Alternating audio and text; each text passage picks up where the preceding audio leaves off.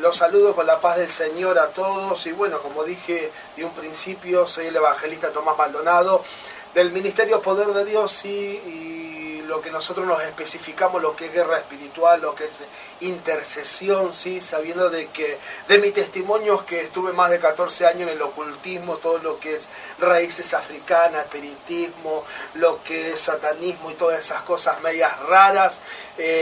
Pero bueno, para la gloria de Dios, alguien me predicó del Evangelio y de las tinieblas que estuve, llegué a la luz admirable que es el Evangelio. Y bueno, aquí estamos predicando las buenas nuevas del Evangelio a aquellos que necesitan la palabra de Dios. ¿Quién no necesita la palabra de Dios, no? La palabra de Dios dice que Dios no conoce de antes el vientre de nuestra madre, ¿sí? Siempre hay un porqué y por algo, a veces nosotros no llegamos a entender algo de que Dios quiere con nosotros, a veces pasan circunstancias no agradables a los ojos de nosotros, que para nosotros es algo incomprensible, pero para Dios sí es comprensible. A veces un no para nosotros es catastrófico y un no para Dios es una bendición para nosotros, porque Dios ve más allá de las circunstancias. Pero atentamente, iglesia, nosotros tenemos que tomar conciencia, porque como siempre yo digo, esto no es una historia, esto no es una fábula, esto no es un chiste, esto es una realidad. Y hoy en día vemos golpeados pastores, ministerios, pueblo de Dios, de diferentes índoles, cómo están atacados y contraatacados, ¿sí?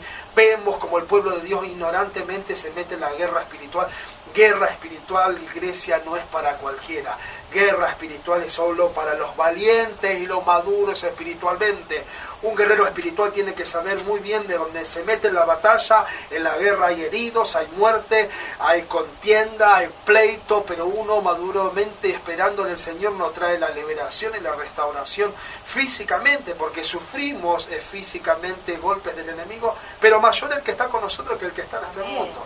Dios dice en su palabra que en el mundo tendrás aflicciones, pero confía porque yo he vencido al mundo.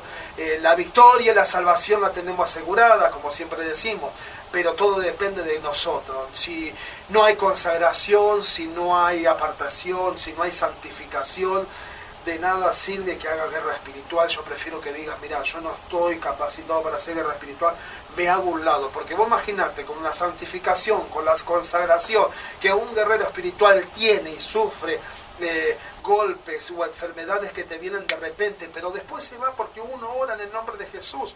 Si a Job le pasó que era un consagrado, un elegido de Dios, y el diablo fue al cielo y le dijo, ¿quién no te va a servir si tiene toda la riqueza del mundo?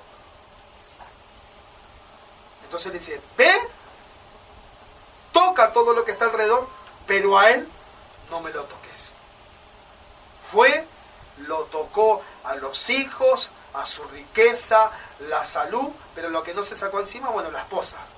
Que la esposa, en vez de bendecirla, era una unción de la esposa de que tenía, que se la agarraba, pero bueno, esas cosas. Pero ¿qué fue el éxito de Job que lo mantuvo? La perseveración, la circunstancia, en creer en Dios, en tener intimidad con Dios. ¿Por qué? Porque el diablo no corrompió el corazón de Job con Dios.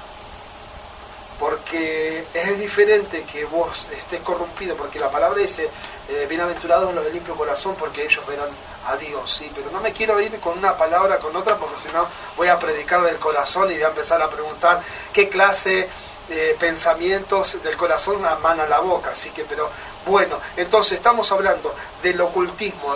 Decían que en el ocultismo te enseñan a derribar al sacerdote de la casa, te enseñan específicamente cómo contraatacar diferentes espíritus específicos en el riñón, en el nido de la boca, el estómago, en su miembro, en su pulmón derecho, izquierdo. El enemigo toca primero el hígado, la boca del estómago, el pulmón, y cuando te toca la cabeza es difícil. Sabemos que no hay nada imposible para Dios, pero es difícil. Cuando el enemigo toca la cabeza de una persona es difícil, pero no imposible para Dios.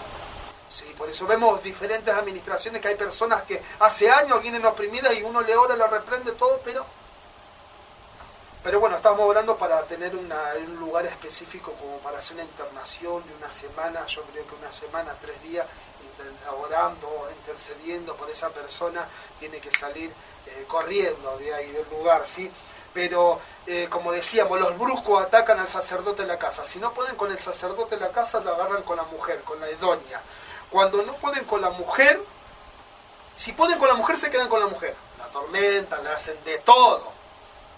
Si no pueden con la mujer, se la agarran con el hijo más grande.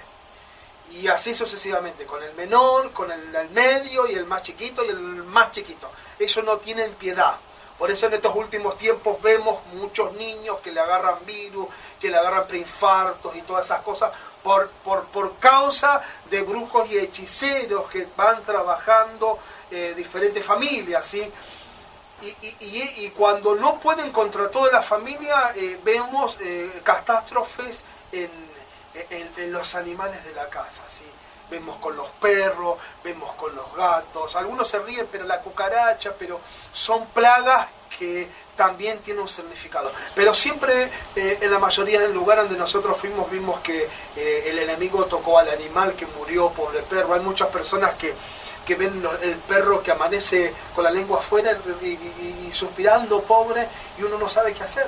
Y vemos, hoy vemos, por ejemplo, si vemos una brujería acá en la esquina, que vemos y dijeron, nada, pero mi casa no está. Pero bueno, pero esa brujería que está establecida en esa esquina, 10 cuadras alrededor, es una cápsula de la hechicería que está en ese barrio. Y los síntomas son dolor de cabeza, dolor de estómago, dolor de hígado. Vómito ni hablar. Eso es cuando un brujo, un hechicero habla en portales espirituales, en los 4 puntos cardinales, donde piden pronto auxilio, así como nosotros pedimos pronto auxilio a Dios. Ellos piden pronto auxilio a legiones y a espíritus de diferentes falanges. Esto estábamos hablando con Alejandro. Hay falanges allí donde el brujo y hechicero piden pronto auxilio. Por ejemplo, de repente puede abrirse un portal espiritual y venir una legión, una falange de la provincia de Uruguay, que es nación, de Brasil, que nace la Umbanda, de Perú, de México, de África. En un segundo te pueden caer 6.000, 7.000 demonios, pero así. Ahí yo me hace acordar a un sueño que tuvo una de las chicas. Pero como nosotros decimos, acá yo no estoy hablando para darle lugar al enemigo, no lo malentienda, porque va a decir el evangelista, por ahí usted lo entiende, pero aquel que está del otro lado va a decir, pero el evangelista habla más de lo que usted. Yo predico lo que viví y lo que hablo, lo que vivimos. Nosotros, el Ministerio Poder de Dios, nosotros, así como hablamos, lo mostramos con hechos. Lugares recibimos intimidades, amenazas, ¿sí? Muchos brujos nos llaman, ¿sí? Intimidándonos, ¿no? ¿Sí? Uno de los mensajes que nos mandaron diciéndome, Tomás, no te juntes con débiles, juntate con los que tienen fuerza realmente, querés conocer el poder, venite con nosotros, y así sucesivamente. Hay personas en el ocultismo que a veces, si empezamos a nombrar, nos vamos a ser perjudicados, porque y hay muchas personas que están escuchando del otro lado, ¿sí? Pero lo importante de todo es ir a predicar el evangelio. Sí. Había una hermana que decía, ¿por qué los niños de noche no pueden dormir, que lloran? Y bueno, sabiendo de que primero y principalmente a congregarse, ¿sí? Y orar y encomendar a Dios, a nuestra familia y nuestros hijos. Y poner muros y muros de fuego alrededor de nuestra casa, de nuestra familia, y que Dios nos esté guardando a cada uno de nosotros. Sabemos que el enemigo es astuto. Quizás a veces yo no quiero hablar mucho de portales espirituales y puertas que uno no puede llegar a captar, ¿sí? Con los ojos naturales. Para la gloria de Dios y la misericordia de Dios, tengo las vistas espirituales, cómo ministrar, dónde están, tenemos el discernimiento y sabemos cómo operan y cómo trabajan ellos. Nosotros vimos en diferentes campañas evangelísticas cómo el brujo se infiltra, brujas, vamos directamente a imponer manos, se manifiestan. Y hay personas que también estuvimos nosotros ahí, José Cepaz, en una campaña evangelista, y me acerqué yo y le dije, mira, perdóname, pero yo sé quién sos, de dónde venís y quién te mandó. Hoy Dios te da la oportunidad para que hoy recibas al Señor como único Señor y Salvador de tu vida. Aceptalo a Jesús, porque vos viniste por un propósito a hacer algo contra esta campaña evangelista, pero va a ser imposible porque para la gracia de Dios yo sé quién sos vos. Dice, pero déjame de molestarme, yo no te estoy molestando, simplemente vengo a ver, dale. perdonadme, pero yo sé bien específicamente, vos sos un brujo, sos un hechicero, sos de la Umbanda, quizás sos de Nación, pero sos uno del ocultismo. La persona se da vuelta y se va.